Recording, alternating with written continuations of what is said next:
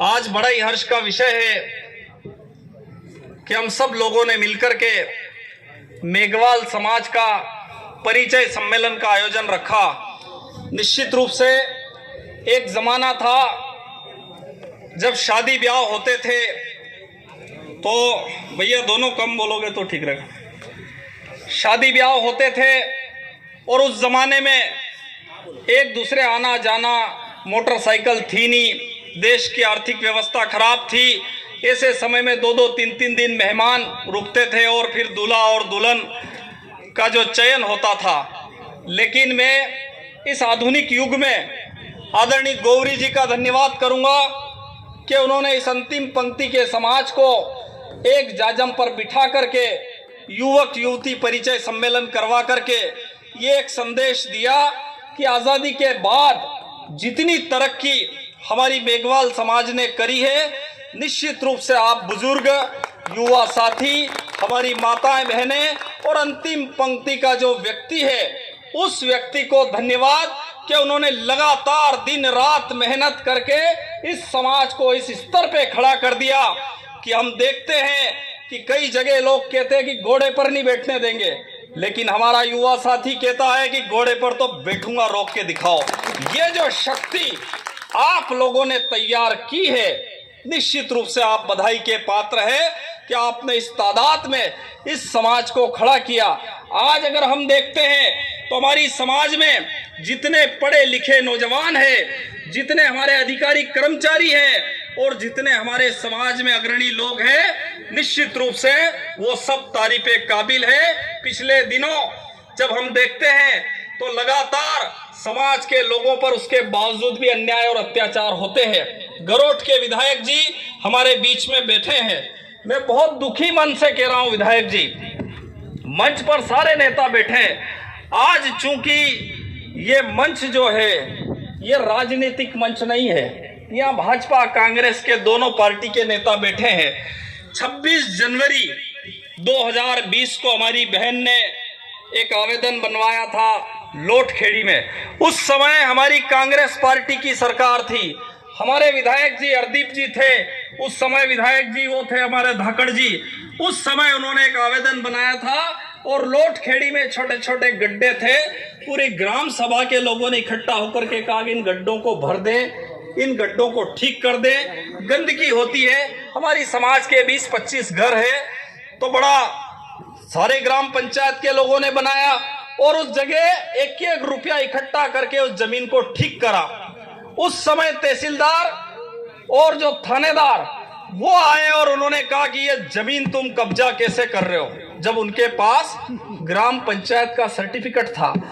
लेकिन अगर हम देखते हैं तो उसके बाद उन लोगों को प्रताड़ित किया तो उन्हीं लोगों ने, गांव वालों ने 2-2, 5-5 हजार, 2,000 इकट्ठा करके मध्य प्रदेश शासन का बोर्ड गाड़ा वहां कि ये सरकारी जमीन है, सारे लोग कार्यक्रम करेंगे। अब उसके बाद सरकार हमारी चली गई, भैया हमारे उधर रह गए।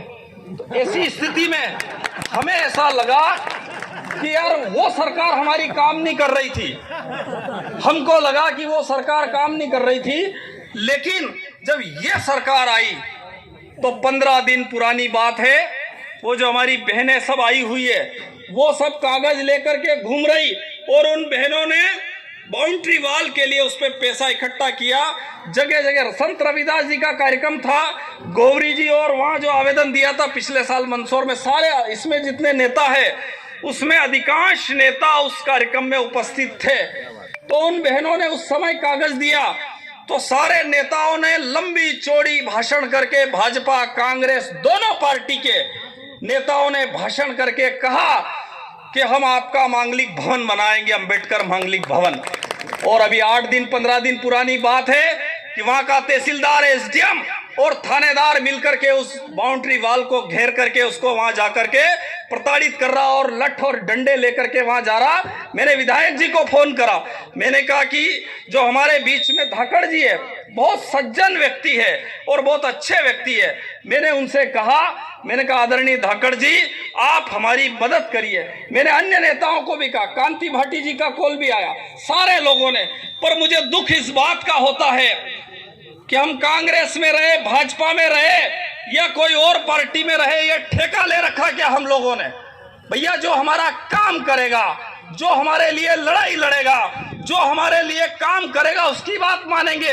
लेकिन दिक्कत ये हो गई है कि लोग जब चुनाव होते हैं तो उसके बाद कहते हैं कि ये लोग, इनको देख लो, ये देखो, ये इस तरीके से करते हैं। इस प्रकार का माहौल हमारे लोगों के खिलाफ बनाया जाता है और दोनों पार्टी के नेता एक होकर के हमारे जो लोग हैं, हमारा अंतिम पंक्ति का व्यक्ति है, कमजोर व्यक्ति है, उस व्यक्ति का काम नहीं करते हैं। मेरी पुनः मंच पे विराजित सारे नेताओं से प्रार्थना है, क्योंकि आज जो बात चल रही है वो पार्टी से ऊपर उठ करके बात चल रही है।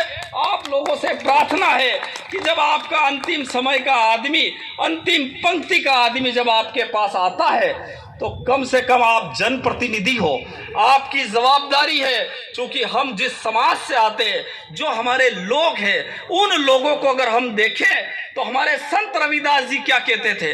वो कहते थे, ऐसा राज चाहूं जहां सबन को मिले अन्न, ऊंच नीच सम बसे, दो रविदास रहे प्रसन्न। उन्होंने ये कभी नहीं कहा कि इस जाति के आदमी को अन्न नहीं मिलना चाहिए और इस आदमी को मिलना चाहिए।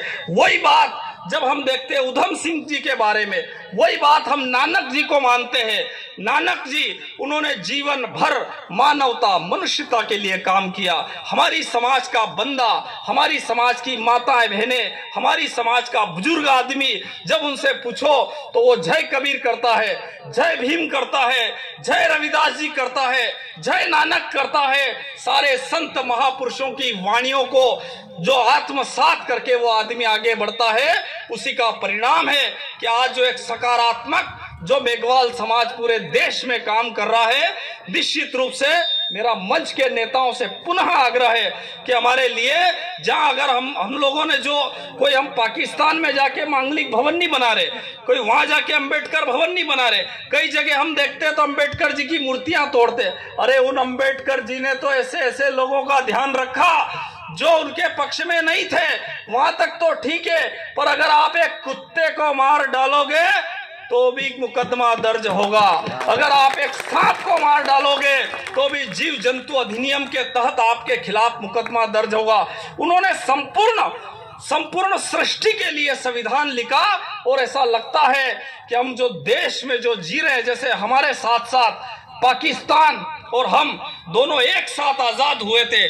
क्या कारण रहा कि पाकिस्तान पीछे है और हम लोग आगे हैं? एक ही कारण था कि हमारे पास बाबा साहब अंबेडकर थे। इस वजह से हमारा देश का संविधान मजबूत था। वही संविधान को कमजोर करने के लिए कुछ ताकतें लगी हुई है। मुझे ऐसा लगता है कि ऐसी ताकतों को मुंह तोड़ जवाब देने के लिए, अभी इससे पहले एक वक्ता ने अच्छी बात कही। उन्होंने कहा कि जो हमारे कंवरलाल जी रैदास साहब, उन्होंने कहा कि संसद भवन में और विधानसभाओं में लोग जाकर के बैठते और वो क्या गूंगे हो जाते। वो गूंगे इसलिए हो जाते हैं कि वो जनप्रतिनिधि नहीं होते, वो पार्टियों के नेता होते, आपके नेता नहीं होते। तो मेरी आप सब जनों से प्रार्थना है कि हम यहाँ जो मंच पर बैठे ये सब सज्जन लोग हैं, इन लोगों का खूब मान सम्मान करें। लेकिन मेरी उन लोगों से भी प्रार्थना है कि जब हमारा नंबर आए तो हमारी ये जो दोनों बहनें खड़ी है, इनके साथ 5-10 बहनें और है। उस दिन जो थानेदार आया, ऐसे में धाकड़ जी आप मदद करें। और आज मुझे उम्मीद है कि धाकड़ जी वहाँ 10 लाख रुपए का मांगलिक भवन की घोषणा करेंगे। धन्यवाद। जय हिंद, जय भारत, जय।